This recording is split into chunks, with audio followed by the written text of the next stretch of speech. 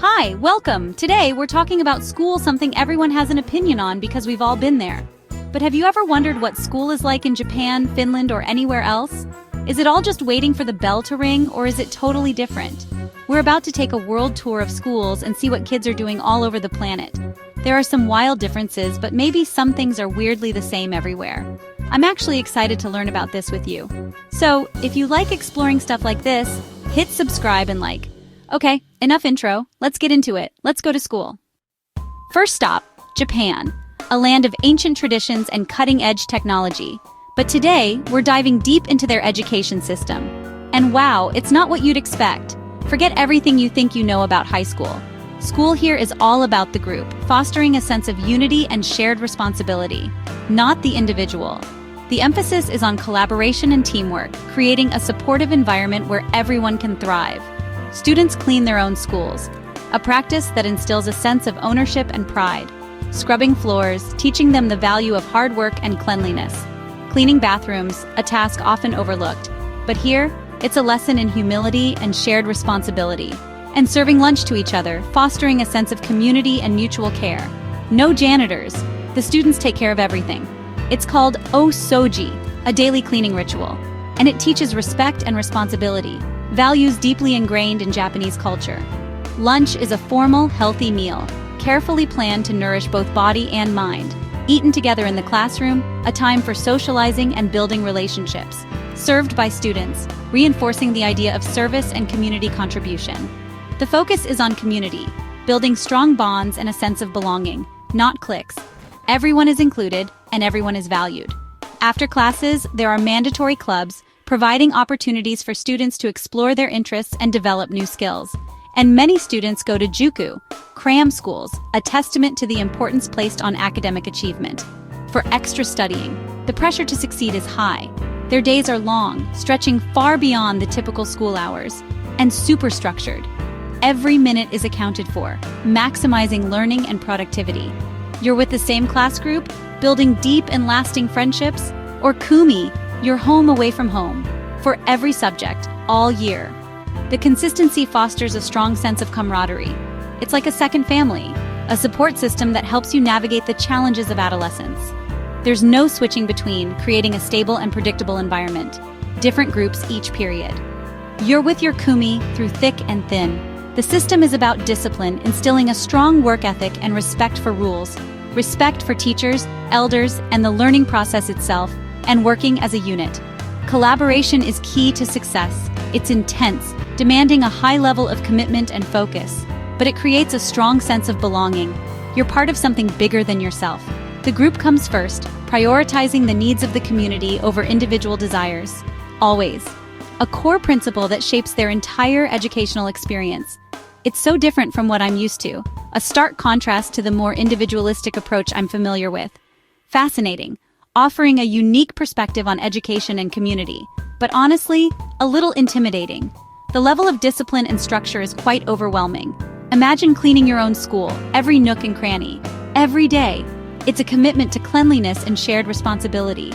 The structure is relentless, leaving little room for spontaneity, but it's designed to build character, instilling values like perseverance and self-discipline, and community, fostering a sense of belonging and shared purpose. And if you don't like your Kumi, well, that's just tough luck. Well, you're stuck with them. For better or for worse, you're in it together. It's a world away from the chaotic, often romanticized portrayal of schools in Western media. Individual-focused schools in movies, where the hero always gets their moment. Japan's system is about the collective, the strength of the group, not the main character moment. Everyone plays their part, contributing to the overall success. It's a lot to take in, a completely different approach to education. Would you survive a day navigating the rigorous schedule and intense pressure in Japanese school? It's a question worth pondering. I'd probably need a nap, a long one. Let's check out somewhere, perhaps a place with a slightly different pace, a bit more relaxed next, somewhere where individuality is celebrated. Ready? To explore another corner of the world and its unique approach to education? Let's go. The world of education awaits. Next stop, Finland, a Nordic nation known for its stunning landscapes and innovative approach to education. And honestly, it's like school utopia. The classrooms are bright and inviting, designed to foster creativity and collaboration.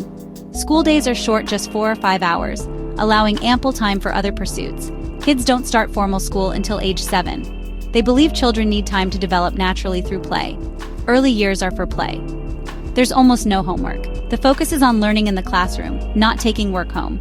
After school is for family hobbies and relaxing. It's all about balance. The vibe is super chill. No uniformed students call teachers by first names, and the focus is on well-being. Mental health is as important as academics. And here's the wild part: Finnish students are still top performers globally. They consistently rank high in international assessments. Less stress, less homework, but better results. It defies conventional wisdom. Teachers have tons of freedom to design their own lessons.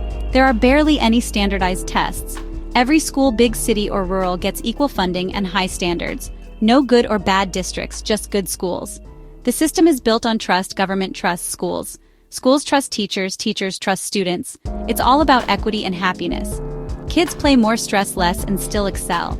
It's so sensible it almost feels unreal. Why isn't everyone doing this? Finland proves you don't need pressure to succeed. Can I go back to school there? Seriously, it sounds amazing. Less is more, and it works. Imagine if every country tried this approach. Finland's system is proof that happy students can be high achievers. It's a lesson the world could use. Next stop, back to the movies. Let's explore how Finland's approach could revolutionize education worldwide. Now let's talk about American high school. What comes to mind? The movie version, right? But how does that compare to the real thing? Let's take a look. Think jocks, cheerleaders, lockers, prom, and the big yellow bus. These are iconic images. But it's not all fiction. There's a lot more going on beneath the surface. The biggest thing here is choice. The American high school system offers a wide array of options. You can pick electives: photography, woodshop, coding, whatever sparks your interest. Extracurriculars, especially sports, are huge. They're a central part of the high school experience for many. Friday night football is a community event. The whole town comes out to support the team. College applications want you to be well-rounded. A jack of all trades, master of, well, hopefully something. Grades, sports, clubs, volunteering, everything. It's a constant balancing act. The pressure to do it all is real.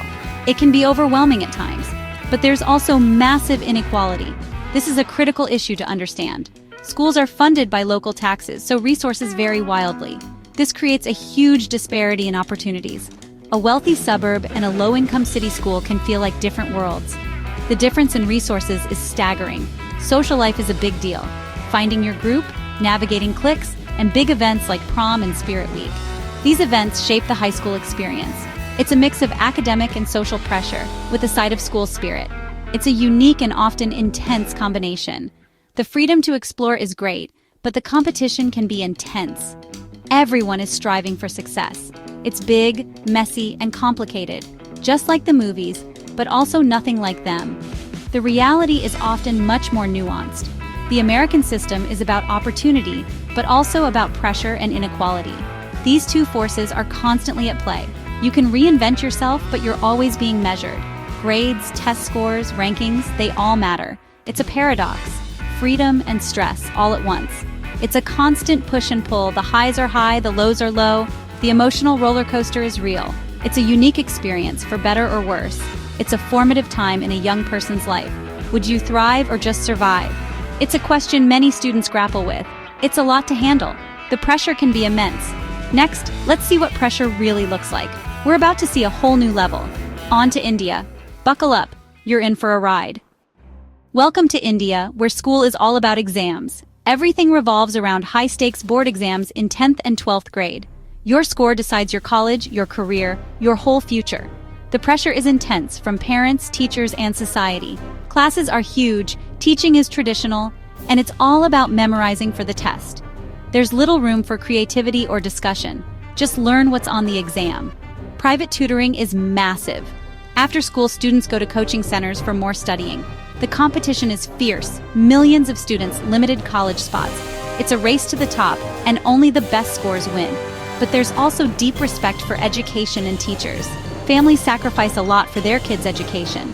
Students bond over the shared pressure. It's a tough journey, but they're in it together. The system creates hardworking, resilient students, but the stress is real. It's a world away from Finland's relaxed vibe. Next, let's see what happens when you have to choose your path early. Germany. In Germany, you make a huge decision at age 10. After elementary school, students are sorted into 3 tracks: gymnasium, academic, Realschule, mixed, and Hauptschule, vocational. Your path is based on grades and teacher recommendations. Gymnasium leads to university, Realschule to mid-level jobs or further training, Hauptschule to skilled trades. The dual education system combines classroom learning with real-world apprenticeships. By graduation, students have real work experience and qualifications. It's efficient and practical. University isn't the only respected path, but being sorted so young is a lot of pressure. Switching tracks is possible, but tough. The system values early specialization over broad exploration. It's the opposite of the American change your major approach. Germany wants you to pick a lane and stick to it. Next, let's see what school is like when it's also your home, Kenya. In Kenya, boarding school is common, especially for secondary students. School isn't just a place, it's home for most of the year. Living at school means fewer distractions, better resources, and total focus on studies. Days are long and structured, starting before sunrise with chores or study sessions. Resources can be limited. Overcrowded dorms, shared textbooks, sometimes unreliable electricity.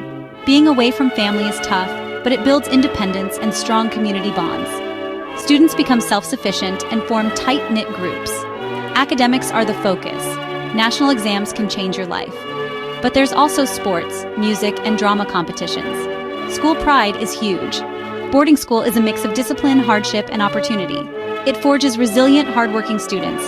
The sacrifices are big, but so are the rewards. Next, let's visit Brazil's 2 worlds. In Brazil, your school experience depends on money. Public schools are underfunded big classes, few resources, teacher strikes.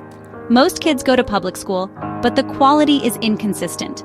Private schools, for those who can afford them, have small classes, great facilities, and prep students for the big university entrance exam, the ENM. The best universities are public and free, but private school kids are best prepared to get in. So, wealthy kids go to private school to get into free public university, while poorer kids face more obstacles. It's a cycle that reinforces inequality. School days are often short with students attending in shifts. Less classroom time, more free time, but not always by choice. Brazil's education system is a tale of 2 worlds, one for the rich, one for the poor. Access to resources shapes your future. The gap is huge, but students in both systems work hard to succeed. It's a stark reminder of how much education reflects a country's priorities. We've seen schools where students clean, where play is prioritized, where exams rule, and where money divides. Every system has its own vibe, pressures, and priorities. It's not just about academics, it's about culture, discipline, creativity, and survival. Learning about other countries makes you rethink your own experience. What would you change? What would you keep? Now, I want to hear from you. What was school like where you grew up? Share your stories in the comments. Tell me the weirdest rule, the best thing, or what makes your school unique. And if you're still here, hit subscribe and like. Thanks for hanging out and learning with me. Bye.